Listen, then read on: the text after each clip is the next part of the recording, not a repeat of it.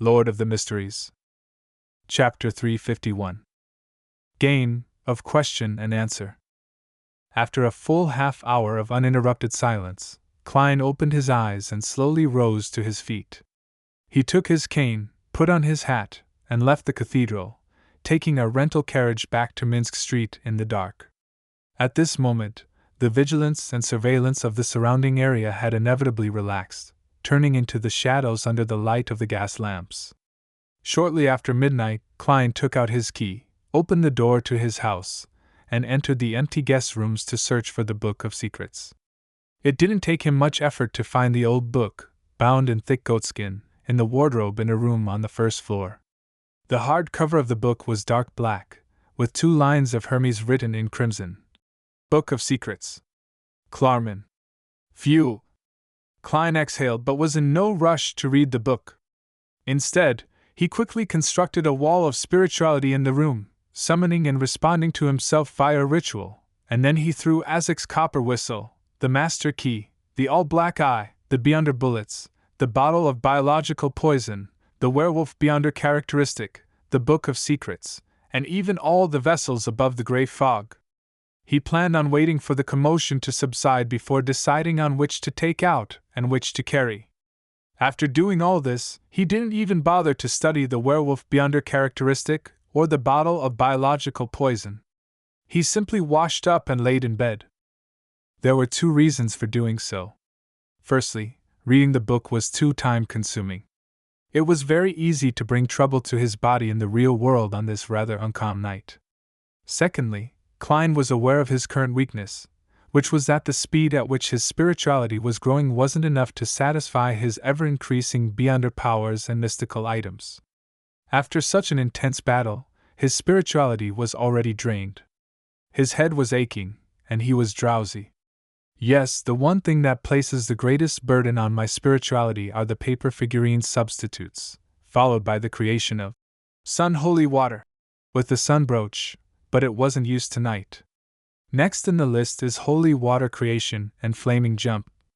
Klein yawned and used cogitation to get rid of the state of extreme tiredness and tenseness that prevented him from falling asleep.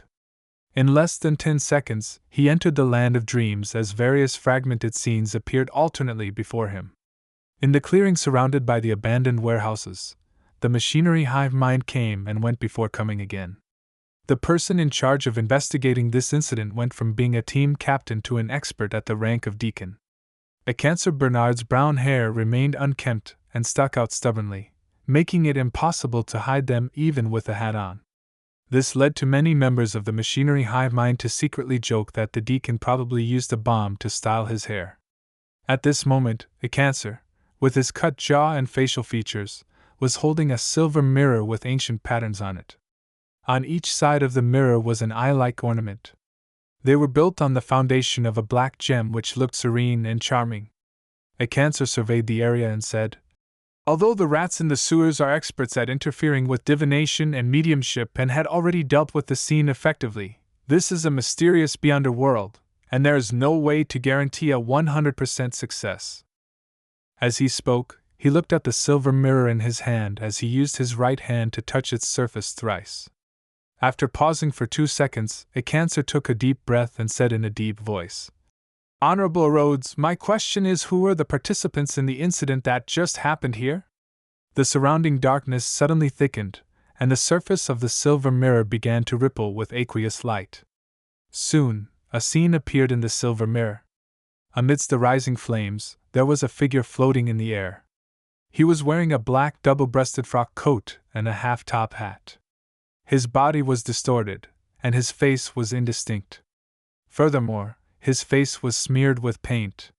Beneath his feet, flames rose up and engulfed him. As the aqueous light flashed, the scene changed. A middle-aged man in a dark red cloak appeared. His arm was burning with resplendent flames, but his head was hidden in the darkness. Scene after scene was played out in front of their eyes. They saw a woman with a complicated black regal dress and messy blonde hair. However, her face was completely transparent, as if she didn't exist. Beside this lady were 2 men with black fur all over their bodies. Only their backs could be seen as they were being pulled by strange arms. Finally, the changes came to an end as it fixed onto the blazing flames that soared into the sky. The fireworks bloomed in a splendid and resplendent fashion as they lit up the entire scene. In this dreamlike scene, the man in the black double-breasted frock coat appeared once again. Twisting and retracting, he faced forward, pressed his hat to his chest, and bowed slightly. Not only was his face extremely blurry after being interfered with, but it also presented a glisten of oil. Just as the cancer was about to ask his teammates for their opinions, several lines of text in ancient FACELESS appeared on the surface of the mirror. Based on the principle of reciprocity, it's my turn to ask the question. If you answer wrong or lie, you will be punished. The word punished was blood red, as if it were dripping with liquid. The expression on a cancer's face was twisted at first before it turned abnormally serious. Soon after, the mirror's aqueous light flashed and a new line of text appeared. What's your sexual orientation? A cancer was stunned as he felt the gazes of his surrounding team members all land on him. 6 in the morning? The sky was just beginning to brighten. The sleeping Klein awoke to the punctual church bells. According to his usual habits, he would just turn around and continue sleeping until it was almost 8 o'clock.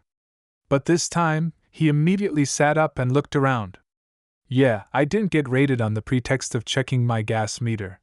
He let out a sigh of relief, and without even bothering to clean himself, he got off the bed and took 4 steps counterclockwise to go above the gray fog. He wanted to study his spoils from last night.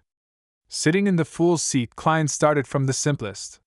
He picked up the dark green fong and observed it for a few seconds. Then, he conjured a pen and paper and wrote the divination sentence. Its effects. This didn't mean that divination could be used as a substitute for experimentation.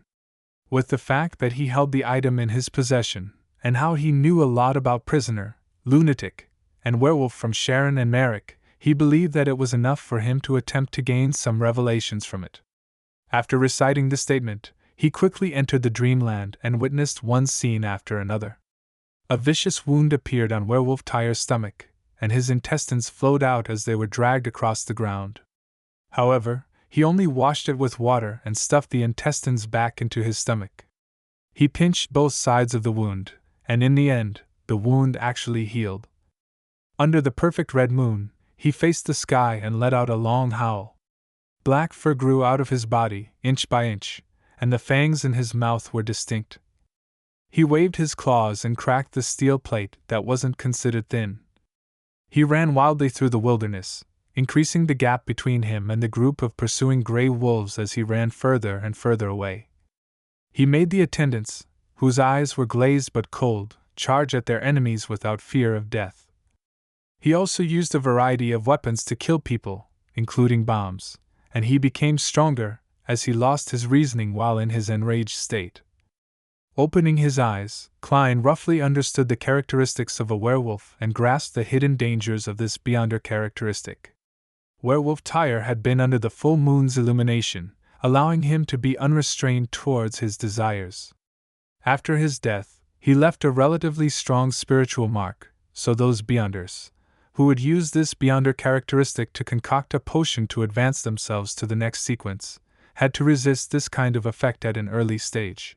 Otherwise, they would show signs of losing control. However, the negative effects had yet to reach the level of a sealed artifact, and the beyonder characteristic left behind by the werewolf could still be used as the main ingredient for a potion. That's good. Unfortunately, Zombie Jason's beyonder characteristic has been swallowed by that strange door. I wonder where it leads to and if there's a way to get it back. Klein put down the dark green fong, feeling both regret and sadness for his loss, before picking up the bottom of brown translucent biological poison.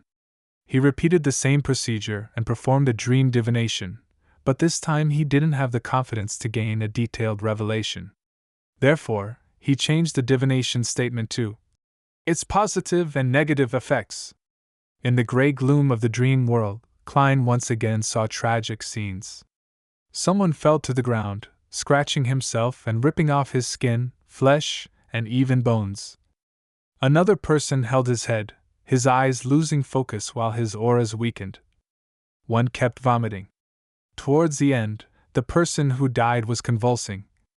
Someone burst out laughing so hard that he couldn't even breathe. Some people stopped fighting and looked at each other. Then they hugged and kissed each other. When the scene reached the end, the translucent brown bottle was placed into a cup with water. The transparent liquid inside gradually turned amber in color and was drunk. The person holding onto the bottle of biological poison was weakened at first before coughing. Then, he touched his forehead. He found himself scalding as his condition turned for the worse. The dream quickly ended. Klein tapped his finger on the edge of the long table as he attempted to interpret the revelation with great difficulty. According to Steve, the earlier revelations mean that after the biological poison's bottle lid is removed, it would keep emanating its poison. As for which poison the opponent gets inflicted by, it's completely random, and even the wielder is unable to control it? The poison inside is really quite abominable. The effective range of the poison cannot be deciphered via a revelation.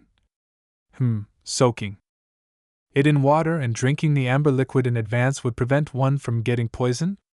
But how many minutes should the soaking take? Even if the person holding the biological poison bottle doesn't open the lid, their bodies would get worse as they slowly get infected, and the ailments become serious? What's the exact cutoff time? Klein rubbed his forehead, intending to do some experiments above the gray fog when he was free, but he didn't know if the biological poison bottle was effective in there. For example, in his current spirit body state, he wasn't afraid of being poisoned at all. I'll leave it at this. I'll study it in detail in the future. Klein turned his attention to the Book of Secrets, which was bound in goatskin. He then casually flipped to the first page. It was a title page with simple patterns on it but with nothing written on it. Flipping another page, Klein finally saw the opening line of the Book of Secrets. We worship the moon, not the Evernight goddess.